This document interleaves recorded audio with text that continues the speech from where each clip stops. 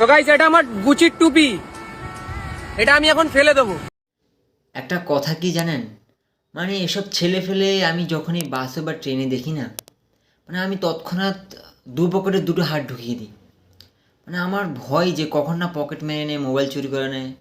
কে পকেটে হাত দিয়েছে না দিয়েছে সেটা আমার দেখার দরকার নেই, কিন্তু আমি হাত দিয়ে দিই, কারণ আমার তো একটু ভয় আছে।